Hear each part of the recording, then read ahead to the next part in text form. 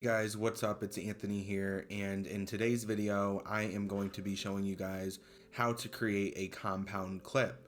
If you don't know what a compound clip is, it's when you combined a series of clips that you have already edited together, like the ones here in the timeline, and you combine them all together to make one solid clip. So the first thing that you're gonna wanna do is select all the clips that you want to combine together. Right here are the clips that I want to combine into my compound clip. We're gonna go to new,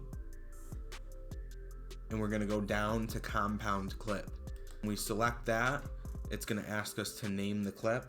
Let's call it Nightfall Tucson. How about that? Because it's at night in Tucson.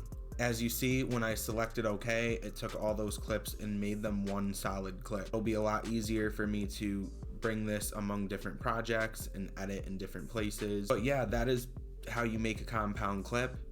If you liked today's video, I have a lot more tutorials on Final Cut Pro and on a lot of other different things that have to do with video production and photography. Thank you guys for watching today's video, and I will see you guys in the next one.